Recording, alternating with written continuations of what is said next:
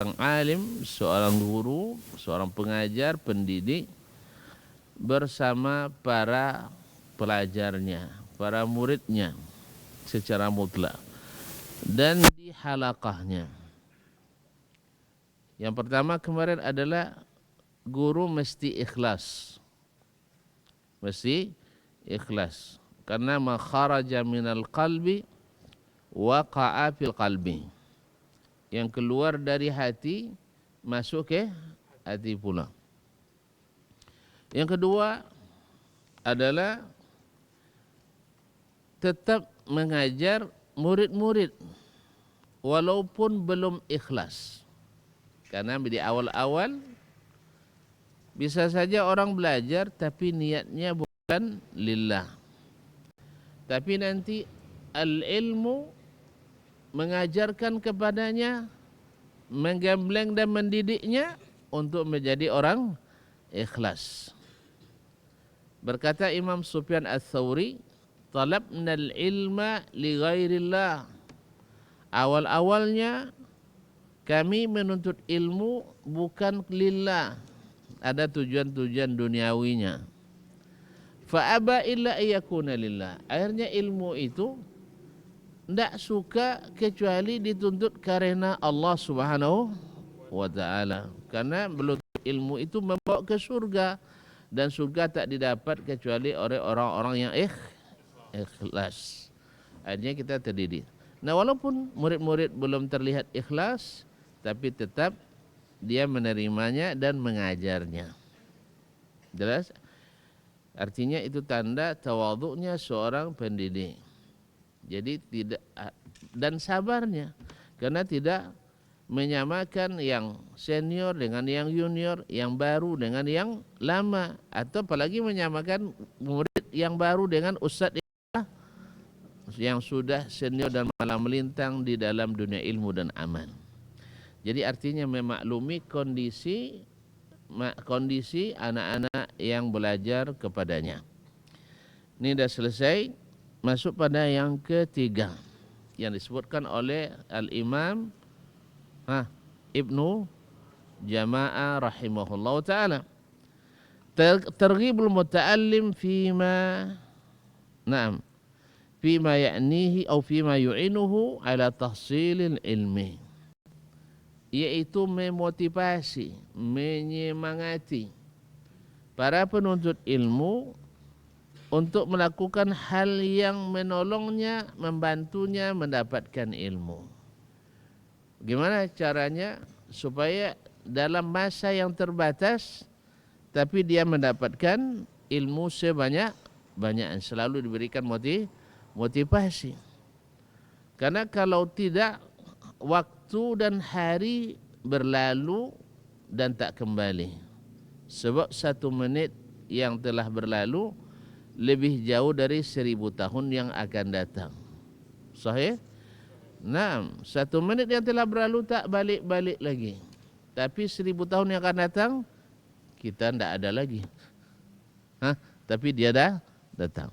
Nah, jadi harus dioptimalkan dengan senantiasa memotivasi. Gimana cara? Qala rahimahullah, الثالث أن يرغبه في العلم وطلبه في أكثر الأوقات. Membuat santri, membuat pelajar senantiasa senang menuntut ilmu dan mencarinya dalam segala waktu. Artinya hari-hari itu mesti dipenuhi dengan talabul ilmi. Ya, seolah-olah dia itu adalah permainannya yang menyenangkannya, hiburan yang menenteramkannya, rekreasi yang membuat dia tidak bosan. Jadi menuntut ilmu bukan lagi suatu hal yang membosankan, tapi menyenangkan. Nah, guru mesti mampu dan mesti bisa untuk membuat para santri, membuat para murid, membuat para mahasiswa untuk senang dengan ilmu itu. Jangan dibuat mereka justru malah pesimis. Kalian bongak-bongak bonounya itu. Angkung kalau sedoi. Nah, jadi enggak. Tapi dikatakan kalian ini adalah orang-orang yang punya potensi, orang-orang yang punya harapan, orang-orang yang menjadi orang besar di masa sekarang apa depan? Depan lah, sekarang baru mulai kan. Nah, jadi di masa depan. Nah, kalau diceritakan keberhasilan orang-orang yang dulu bersungguh-sungguh. Bizikri ma a'addallahu ta'ala lil ulama min manazilil karamat. Yaitu dengan menunjukkan kepada mereka apa yang Allah sediakan bagi para ulama, yaitu kedudukan-kedudukan yang mulia. Sahih? Misalnya, tuan-tuan masih ingat tak cerita Abu Yusuf? Murid Imam Abu Hanifah. Masih ingat? Alhamdulillah. Awalnya bekerja di pasar sebagai tenaga buruh kasar bersama ayahnya. Lalu diminta oleh Imam Abu Hanifah. Kita butuh orang-orang seperti Ibu Abu Hanifah itu.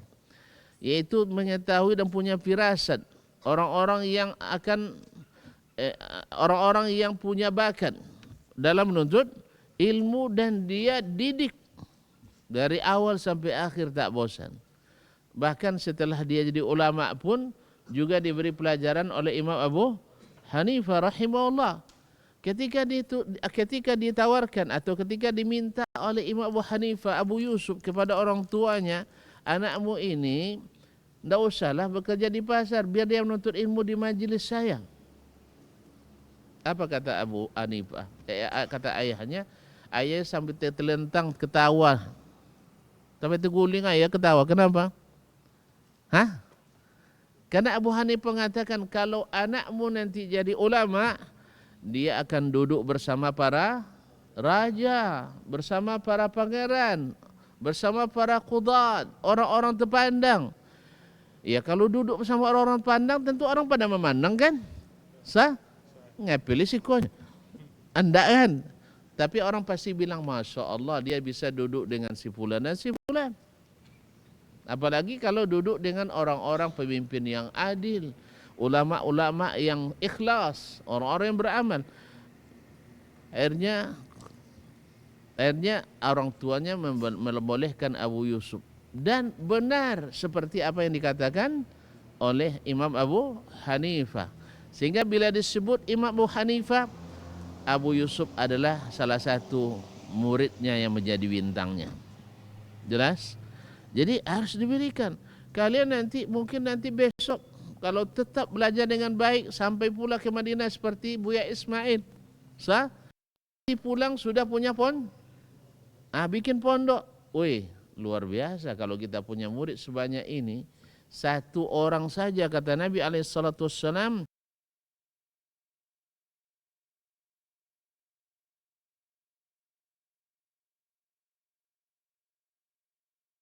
dengan mobil Mercedes. Jinan punya mobil Mercedes? Makanya jadilah pendidik, jadilah orang yang membuat orang lain, atau da'i yang membuat orang lain dapat hidayah. Satu aja. Apalagi kalau 1000, apalagi 2000 dan seterusnya. Pak, subhanallah. Jadi ini membuat atau menjadi motivasi, menjadi semangat bagi para santri, para penuntut ilmu. Kemudian wa annahum warasatul anbiya. Bahwasanya para ulama itu adalah pewaris para nabi. Bukan nabi saja, para nabi. Nabi hikmah, maka ulama pasti hikmah. Nabi itu adalah orang yang dijamin masuk surga, dan para ulama adalah orang yang paling mendekatkan kepada surga, karena ilmu yang mereka warisi adalah ilmu para nabi alaihi wassalatu wassalam. Subhanallah. Dan ingat, nilai sebuah ilmu adalah apa yang menjadi objek ilmu itu. Kalau ilmu kita yang menjadi pesannya apa? Tentang Allah, tentang Rasulullah, tentang surga, tentang tauhid. Dan inilah ilmu yang paling berharga. Yang paling berharga. Masya Allah, dengan ilmu kita tahu bahwa solat itu rupanya solat sunat subuh saja lebih baik dari dunia dan seisinya. Coba sebelum kita belajar, tahu kita? Hah? Sehingga ada semangat untuk solat sunat itu. Itu baru solat sunatnya. Tapi setelah kita tahu, Masya Allah, subuh-subuh sebelum subuh kita sudah bersiap. Bahkan kalau sempat yang muazzinnya cepat qomat kita marah. Saya belum solat sunat. Ini kadang dapat capek lah, kadang sampai solat wajib tinggi, kadang lagi. Allah musta'an. Jadi makanya, dan ketika kita antara azan dan qamat, tahu kita bagaimana doa mustajab dan didoakan oleh para malaikat, sehingga kita tidak gelisah. Apa lambat qamat kan ya? Dah. Sebab apa? Menunggu orang salat sama dengan salat. La yazalul abdu bis salah mantazara as-salah. Jadi kadang-kadang orang mengatakan, kita pikirkan orang yang sudah datang lebih awal. Ya, kita pikirkan mereka. Tapi mereka dapat bonus. Tapi kalau orang yang tertinggal, kalau kita tinggal bukan dapat bonus, tapi gajinya dipotong. Mana yang lebih bagus? Semuanya dapat bonus atau sebagian dipotong dan ini bonusnya dikurangi? Mana yang dipilih? Bonusnya ditambah, ini gaji tidak dipotong. Ini artinya jemaahnya lengkap. Tapi kalau jemaahnya tidak lengkap, ada yang dipotong sebagian gaji. Suka kalian? Tidak, akhirnya kita ketika menunggu kawan-kawan yang belum siap, kita tidak gelisah. Sebab apa? Ilmu yang kita terima. Tapi kalau tidak berilmu, itulah makanya seperti atuk-atuk kampung tuh. Yang masuk masjid, qamat. Dia baru datang. Orang dah lama datang, dia tidak gelisah. Apa sebab? Karena mereka masuk masjid itu baginya tempat terasing. Sedangkan berilmu sebaik-baik tempat. Bahkan ketika monggok, menggap tahu? Tak tahu juga ya. Ketika kelahi sama istri, kalian sudah punya istri belum? Oh, besok kalau kelahi sama istri, semoga tidak terjadi ya. Ya, semoga tidak terjadi. Nah, nanti kalau saya masih hidup, nikah kalian ya. Kalau kalian masih hidup besok, itu nikah kalian. Hadir saya di pernikahannya. Siapa yang tak berbantah selama setahun, saya kasih hadiah. Nah, setahun. Kejap setahun tu kan. Kalau bahagia kan tak rasa lama kan. Tapi kalau macam neraka rumah tu, ayolah. 2 hari je lama rasanya. Nah, pokoknya siapa yang, kalau saya hadir pernikahannya, lalu dia setahun setelah menikah, tidak pernah berkelahi, saya kasih hadiah. Hadiah tergantunglah. Tergantung kemampuan saya hari itu. Kalau saya sedang, Masya Allah, menjadi orang kaya raya, mungkin saya umrohkan. Mungkin. Tapi kalau sedang utang yang banyak, termasuk jazakallahu khairan. Iya kan itu. Makanya kalian berkepentingan mendoakan saya juga supaya jadi orang kaya dan pemurah. Jangan lupa, kaya aja tidak cukup, mesti pemurah. Baik dan barakah. Jadi apa tadi? Sampai ke situ pula tadi. Kenapa tadi? Kalau kelahi sama istri, jangan lari ke rumah ibu. Jangan ngadu ke ayah. Tapi datang ke masjid. Duduk aja di masjid. Capek duduk, bawa tidur. Jelas? Minta izin sama pengurus. Tak ada masjid yang terima, Masjid Madaniyah siap terima. Saya. Ustaz ya. Saya nak mabit di sini 3 hari. Nanti ketika kalian datang, mak kalian ke rumah istri kalian, ke rumah kalian, aku tanya sama istri, mana si fulan? Di masjid, mak. Masjid mana Madaniyah? Jauh tuh, ngapain? Iktikaf. Kan enak jawabannya. Sekalian. Tapi kalau sempat pulang ke rumah, mak saya malam di sini, kenapa? Tak, kurang enak badan aja. Masa kurang enak badan jauh dari istri? Justru dekat dengan istri malah kan? Biar dipijitin. Sah? Kan boleh dipijit sama istri, boleh kan? Halal. Jadi dipijitin, dikasih obat, dikasih makan. Sah? Disiapin. Tentu mak bertanya lagi, apa yang terjadi nak? Itulah. Akhirnya terbuka hal-hal yang tak baik. Kadang kalau cerita mesti bertambah. Sah? Kalau cerita mesti bertambah, duit yang berkurang. Sah? Kalau titip duit berkurang sampainya. Tapi kalau cerita dibawa bertambah sampainya. Makanya jangan suka bawa berita. Sukalah bawa sukalah bawa duit walaupun berkurang. Nah, sebab cerita itu bikin fitnah. Tapi kalau kalian pergi ke masjid, maka jawabannya enteng, senang. Oh, kenapa kau itikaf? Kan tak Ramadan ini. Kemarin Ramadan tak sempat itikaf mak. Sibuk cari duit raya untuk anak sah. Makanya diqadha di bulan Syawal atau Zulqa'dah ini. Kan tenang mak dengar kan? Berapa hari rencana? Itulah belum jelas. Terserah dia tidak jelas. Memang dia tidak kasih tahu tapi berapa harinya. Ada habis itu kalau lah di masjid dengar pula Ustaz sedang ceramah kan tentang bagaimana menjaga keharmonisan rumah tangga. Maka suami harus rajin-rajin minta maaf sama istri. Sah? Walaupun istri selalu salah, tapi dia tidak mau ngaku salah. Makanya kita lah yang harus sering ngaku salah. Oh mantap rupanya ya. Akhirnya pulang ke rumah, bawa bunga. Sah? Bunganya apa? Duit yang merah-merah. Akhirnya abang minta maaf. Dah senang hatinya itu. Dah senang hatinya. Hilanglah semuanya. Sahih? Makanya jangan pergi kemana-mana. Pergi ke masjid. 6. Tahu kita? Karena kita berilmu. Sah? Karena kita berilmu. Makanya alhamdulillah saya setiap ada masalah di rumah, mak saya tidak tahu. Sebaliknya, mertua saya juga enggak tahu. Alhamdulillah.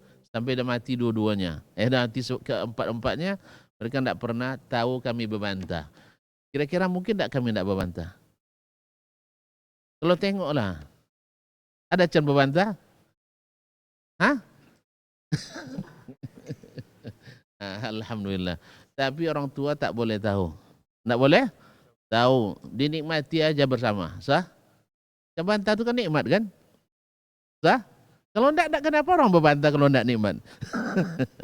Jadi kaum muslimin dan muslimat dirahmati Allah. Jadi keutamaan yang Allah berikan terhadap para ulama, karena ulama itu adalah jadi penerang, jadi pelita. Karena dia jadi penerang dan pelita, nanti di kiamat ditempatkan di tempat yang para nabi saja iri nengok mereka. Allah, bisa ya? Di mana? Wa ala manabira min nur yaghbituhumul anbiya. Mereka di mimbar-mimbar cahaya. Kenapa di mimbar cahaya? Karena di dunia menebar cahaya ilmu kepada masyarakat sehingga orang berjalan dengan cahaya jelas mana yang dilalui. Orang nak berusaha diberikan cahaya jelas mana yang nak diambil, mana yang tak boleh diambil. Orang nak belajar diberikannya cahaya mana ilmu yang bermanfaat, mana ilmu yang tidak bermanfaat. Sebab tidak sedikit orang menuntut ilmu tapi tidak jelas apa yang dicari. Awalnya ragu, ujungnya bimbang. Tapi kita diberikan Allah SWT ilmu yang awalnya iman dan ujungnya yakin. Sah? Ujungnya yakin. Sehingga apapun kata Allah dan Rasul, kita tak pernah meragukannya. Tapi ada orang dari awal bimbang, ujungnya ragu. Akhirnya Allah menjelaskan tentang dirinya jadi tidak jelas bagi mereka. Ini kan bahaya. Gara-gara tidak memberikan cahaya. Tapi pewaris para nabi menebar cahaya itu. Sampai para nabi sendiri merasa iri yang halal ya. Ini iri yang halal. Demikian juga para syuhada merasa iri mereka para ulama yang diberikan mimbar-mimbar cahaya. Tidak percaya? Ayo kita ke akhirat. Ya mati dulu. Nanti di padang mahsyar. Ma'asyarul kiram dirahmati wa nahwu dzalika mimma warada fi fadlil ilmi wal ulama. Dan masih banyak hal-hal lain yang menunjukkan keutamaan ilmu dan para ulama. Nah, akal manusia boleh cerdas secerdas-cerdasnya, IQ-nya boleh setinggi-tingginya, tapi mungkin tidak dia mengumpulkan semua ilmu? Nah, tapi apa yang Allah turunkan mungkin tidak meliputi segala ilmu. Allah tahu semua ilmu? Tahu. Makanya wahyu Allah lebih tinggi daripada kecerdasan orang. Maka kami, mohon maaf, saya tidak kagum dengan orang cerdas. Orang cerdas itu tidak mutlak benar. Tapi saya akan kagum dengan orang berilmu yang mengamalkan ilmunya. Sebab ilmu itu lebih luas daripada akal, daripada kecerdasan. Nah, makanya Allah tidak memuji dirinya dengan kecerdasan, tapi Allah memuji dirinya dengan ilmu. Di antara nama Allah adalah Al-Alim, sah? Alimus Syahada, Alimul Ghaib, sah? Allamu Al-Ghuyub, sah? Alimun bizati as-sudur. Tidak ada satupun zakiyun, sah? Au labikhun, tidak. Karena itu hanya sedikit dari kehebatan yang Allah berikan. Tapi kalau al-ilmu, al-ihatah, dan itu hanya milik Allah SWT. Minal ayati wal akhbari wal athari wal asyhar. Ya, seperti yang terlihat dengan ilmu itu, atau kelebihan ilmu dan ulama itu yang disebutkan dalam hadis-hadis, disebutkan dalam azhar-azhar, bahkan disebutkan dalam syair-syair para pujangga. Di antaranya kalau mereka adalah ilmu itu semakin banyak terasa ringan, tapi kalau harta semakin banyak, terasa berat menghitungnya. Dalam malam belum selesai juga ngitung, berat untuk memakainya, karena memang semakin banyak pula zakatnya, berat untuk memeliharanya. Kalau toko-toko 5.000 bisa tak bawa bantal kan? Tapi kalau sudah 5 miliar, istri aja tidak boleh nengok kadang. Allah musta'an. Makanya semakin banyak duit orang, cenderung semakin sulit untuk mempedulikan orang. Kecuali mereka yang Allah beri ilmu dan diamalkannya. Kecuali orang Allah berikan ilmu kepadanya. Maka dalam hadis sebutkan dunia itu milik 4 orang. Ada yang tahu? Dunia itu untuk 4 orang. 1 orang kaya, Allah berikan harta, tapi tak diberikan ilmu. Sehingga jangan di sana mulai ya, tak enak bunyinya. Orang Allah beri kekayaan dan Allah berikan ilmu yang dia amalkan. Ini adalah setinggi-tinggi a'la maratib. Lalu harta yang dia dapat, dia gunakan untuk kebaikan, untuk ketaatan. Ada contoh? Orang yang Allah berikan banyak harta tapi habis untuk berbuat taat. Ada contohnya? Yang tahu contoh itu tunjuk tangan. Ayo cepat. Sebanyak itu contohnya. Allah berikan kepadanya banyak harta tapi diberikan ilmu, sehingga hartanya dihabiskan untuk taat dan berbuat kebaikan. Mumtaz. Abdurrahman bin Auf, sini. Jauh sekali antum. Tak. Jauh sekali perginya. Kenapa Abdurrahman langsung? Nah, ada lagi yang tahu? Sini sayang. Abu Bakar Siddiq Asant. Ada lagi yang tahu? Umar, Mumtaz. Sini semuanya. Nah. Masya Allah. Ilahi. Tambah lagi. Tuan. Siapa lagi? Dah keluar semuanya. Dah. Tapi tidak ada yang betul. Tak ada yang betul. Ustaz Ismail. Ayo sini kita. Masya Allah, hayakallah. Ini pandai dia. Kenapa tidak ada yang mengatakan Rasulullah Sallallahu Alaihi Wasallam? Harta Nabi itu banyak. Sah? Kan harta Khadijah setelah menikah dia serahkan ke Nabi Sallallahu Alaihi Wasallam. Peganglah kendali ini wahai abangku. Sah? Karena dia tahu Nabi tak gunakan kecuali dalam ketaatan. Dan Nabi Sallallahu Alaihi Wasallam. Itu orang-orang dulu.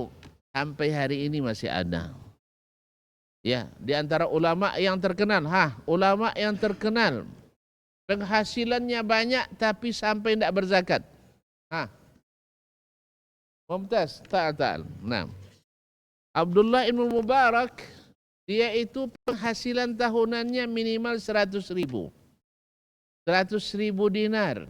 Tahu tidak kalau harga sekarang?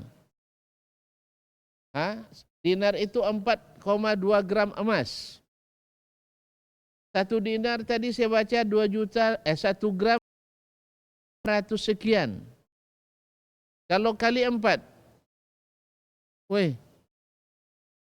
Sampai kali 2 dah abalang. 4 kali 2 8 kan? Enggak, hampir 3 tu Ustaz dia. 4 kali 3 12. Berarti 12 juta dikali 1000. Mak payah ya. 12 kali 1000.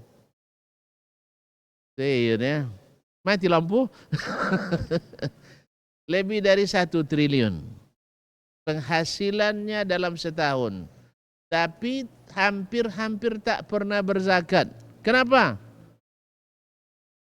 Kiki, loke, kedekut? Bukan. Hartanya disebar di mana-mana. Kalau dekat, tak tahu kau ibu jodoh den. Pernah seorang janda, beliau sedang pergi haji dengan orang sekecamatan atas tanggungannya. Tanggung orang sekecamatan pergi haji. Mau pergi haji kan? Maksudnya enggak, sodok kecamatan kosong pula enggak. Yang pergi haji. Sampai di perjalanan, misalnya kalau dia di Tibun nih, baru sampai lebih kurang ke ke Panam kan. Ada ibu-ibu, Pak, suami saya sudah meninggal. Tolong nikahi saya. Gitu ya? Enggak, minta bantuan. Anaknya ada 4, yatim. Susah untuk makan. Lalu Syekh Ibnul Mubarak bilang sama keraninya, tukang pegang duit, bendahara ya. Nah, duit kita tinggal berapa? Dia bilang ada sekitar 1000 dinar. 1000 banyak atau sedikit? Berapa tadi duitnya? 12 miliar, sah? 12 miliar dengan harga emas hari ini. Apa kata beliau? Kalau kita balik ke Tibun lagi, tidak jadi haji. Balik ke Tibun, tidak jadi haji, kita butuh dana berapa? Butuh 30 dinar. 30 dinar berapa? 36 juta. 36 juta. Akhirnya kata Ibnul Mubarak, sisihkan 30 dinar, selebihnya kasih sama ibu ini. Kira-kira tahun depan ibu ini jadi pengemis lagi?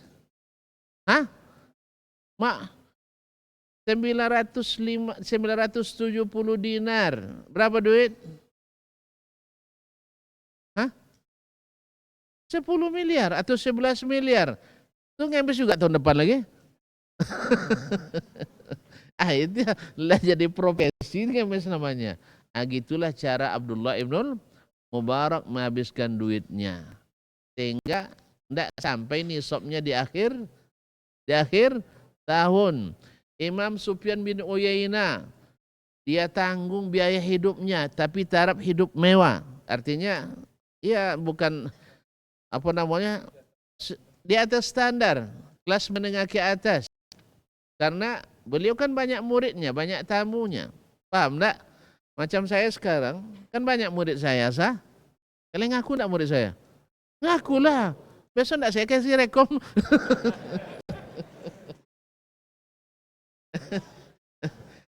Murid-murid saya tentu banyak pula kadang-kadang kebutuhannya, sah? Ada yang mau nikah, sah? Itu nelpon Ustaz, ini. Itu juga ada pada Sufyan bin Uyainah dan lain-lainnya itu. Akhirnya itu juga diperkirakan oleh Abdul Mubarak. Misalnya kalau orang-orang seperti saya hari ini, kalau nak bersedekah setiap hari, dia tidak kurang mesti butuh 40 juta sebulan. Tapi kalau untuk bersedekah, tapi kalau untuk makan sendiri, sampai 1.000 cukupnya. Untuk saya. Jadi itu yang diberikan oleh Abdullah bin Mubarak. Jadi bukan untuk berpoya-poya, bukan. Makanya dia kasih misalnya Abdullah Mubarak 50 juta sebulan. Sah? Dikasih pula Fudail ibn Iyad, Abidul Haramain, sekian pula 75 juta. Karena di Mekah ramai orang kan. Dikasih pula Sufyan Ats-Tsauri di Kufa. Kasih pula Al-Lais bin Sa'ad di Mesir. Jadi duitnya kemana-mana perginya. Karena apa? Orang berilmu. Kaya rah, ilmu dan kaya raya. Ini manusia paling apa? Paling bahagia. Apa buktinya dia paling bahagia? Wih, suka membahagiakan orang. Orang tidak mungkin membahagiakan orang sebelum dia sendiri bahagia. Maka jadilah kalian orang bahagia supaya bisa membahagiakan orang. Jelas? Tidak mesti selamanya dengan uang. Bisa juga dengan yang lain. Dengan yang lain. Misalnya kalau ada teman akrab dengan dia, kalau dia lamar adiknya bahagia dia. Lamar adiknya jadi istri kita. Sah? Kan membahagiakan orang juga, sah? Nah, misal. Jadi dia berikan sedekah. Ini orang yang pertama. Dengan ilmu dia gunakan hartanya sangat-sangat berguna dan bermanfaat bagi banyak orang di seluruh dunia Islam pada waktu itu. Padahal waktu itu kan tidak ada sistem transferan seperti sekarang ya. Tidak ada QRIS, tidak ada apa lagi namanya? Tidak ada Dana, tidak ada Shopee, tidak ada GoPay, tidak ada Link, tidak ada apa lagi? Nah, tapi sampai itu ke Mesir sana. Subhanallah. Makanya Ibnu Hajar menulis dalam terjemahnya Juma'a fihi jami'u khisalil khairi. Kalau kalian bisa, hendaknya nanti itu ya, jadi orang kaya raya tapi tidak berzakat. Orang kaya raya tidak berzakat. Apa kan zakat lebih? Nah, jadi penghasilan minimalnya 100.000 sampai 200.000 per tahun. Iya dia. Kinan juga saya jadi kayak gitu. Doakan ya. Doakan ya. Nah. Ya, apalagi saat kalian menikah nanti kan. Nah, pokoknya jaga dek. Kak Dasman sedang kaya sekarang tuh. Mana tahu kita dapat umroh hadiahnya. Pokoknya jangan kelahi ya. Gitu. Enggak apa-apa, sepakat aja jangan kelahi sampai direm terus sampai tak jatuh tempo. Habis itu selepas itu nak bantah kalian terusan kalian tuh. Allah musta'an. Masuk waktu? Subhanallah. Cepat sekali. Gara-gara mati lampu nih. Baik, kita azan dulu ya. Nah.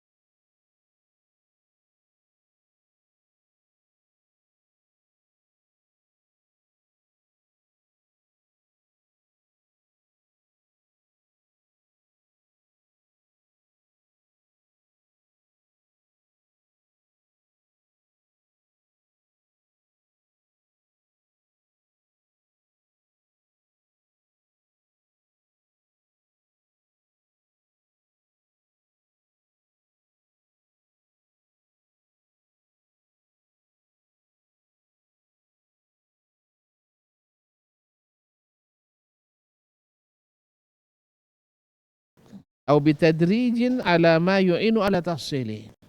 Kemudian selalu memberikan di samping yang di atas meningkatkan kedudukan orang berilmu, juga diberikan motivasi, semangat untuk secara bertahap terhadap sesuatu yang membantu seorang penuntut ilmu mendapatkan ilmu. Di antara al-iktisar 'alal maisuri wa qadril kifayati minad dunya, yaitu dengan cukup ya apa yang ada. Rela dengan apa yang ada dari kehidupan dunia. Jangan terlalu bermewah-mewah. Wa qadril kifayati minad dunya wal qanaa'ati bidzalik. Dan merasa qanaah, merasa cukup dengan apa yang ada dengan apa yang ada, sehingga hati itu tidak terpaut dengan kemewahan duniawi. Makanya di pondok jangan diharap mewah-mewah sekali, karena memang seperti yang disebutkan oleh Syekh, jarang dari pengalaman orang-orang yang mewah-mewah itu berhasil. Jarang berhasil. Yang payah-payah itu dah miskin mada-ada itu yang sering berhasil. Ya kami juga melihat kawan-kawan juga yang senang hidupnya sehingga tak semangat.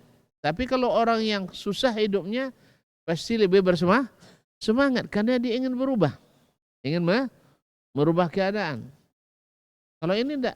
Makanya dulu teman saya, Masya Allah, awak sepekan itu dikasih mak 1.000 rupiah uang belanja. Cukup ya 1.000 sepekan? Hah? 1.000 rupiah. Ada kawan 15.000. Awak cukup, dia berhutang. Coba bayangkan. Awak bawa beras 2 liternya, 10 tekong sepekan. Inyo bawa 2 kali lipat. Aku uangnya. Subhanallah. Dan memang yang senang-senang seperti ini tidak lama pindah. Tidak lama pindah. Pindah ke Kian, sudah itu pindahlah ke Mai, pindah ke Kian, akhirnya tak jelas sekolahnya.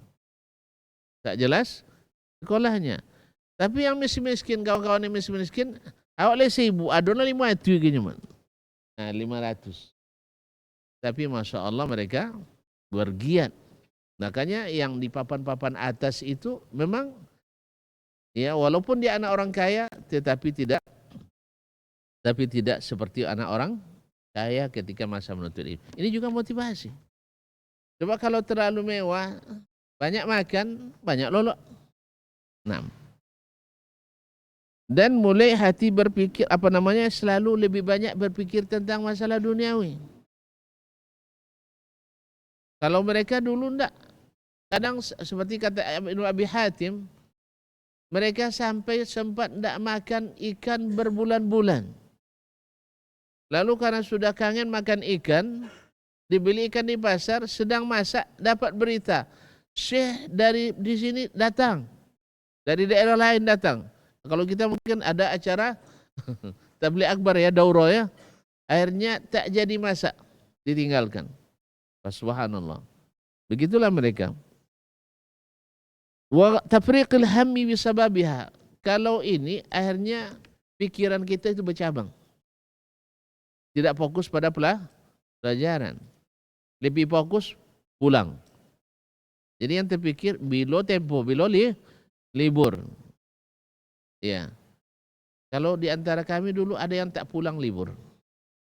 Alhamdulillah. Ada di antara kawan-kawan walaupun dikasih tiket setiap tahun pulang dari Madinah tapi dia pilih tak pulang. Sebab apa?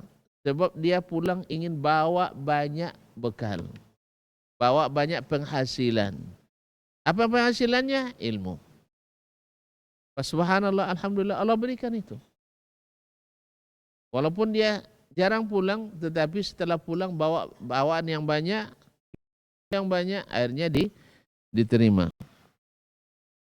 Masya Allah. Fa inna sirafal qalbi antalukal atma' bidunya, karena hati yang sudah berpaling dari memikirkan dan terpautan dengan dengan dunia, wal minha, dan banyak melakukan banyak memanfaatkan, wa atas ala faitiha, dan berpaling daripada memikirkan dunia yang hilang dari kita. Kita dengan masuk pondok, dengan masuk belajar, hilang PS. Apa PS tuh? PlayStation, sah? Hilang game. Alhamdulillah. Dan pandai main PS, tidak suka game. Saya lihat orang yang kecanduan game, jangankan di sini, sampai Madinah tabu penyakit itu. Ada teman saya ke sekamar, kalau kami komputer sekamar itu hanya satu. Kalau sempat dia yang duluan pakai itu, sampai jam 3 tidak lepas dari komputer tuh. Main apa? Itu aja diulang-ulang terus. Akhirnya saya penasaran, apa ini main kawannya? Coba boleh 2 game dah. Buang-buang waktu ini, sah? Buang-buang waktu. Alhamdulillah, saya tidak pernah suka game. Kalau sampai suka game tidak selesai, dokter. Nah, ya, alhamdulillah tidak suka game. Apalah, tembak itu terus, sah? Habis diulang lagi, sah? Habis itu ujung-ujung nanti judi online. Sah ya? Nauzubillah. Demikian juga PS. Ada untungnya anak saya, Masya Allah. Ketika saya tawar, enggak usah bi katanya. Mantap, saya bilang. Awak basa-basinya. Untung dia tidak mau. Enggak usah bi. Bapak Durrahman yang sudah meninggal kan, tidak mau dia. Dia tidak mau, dasarnya mahal sekali katanya. Dia tidak suka mainan mahal-mahal. Tahu dia ayahnya? Nah itu. Tahu juga, jangan banyak sekali. Alhamdulillah. Masih kecil ya waktu itu, umur 7 tahun. Tapi sudah paham keadaan saya.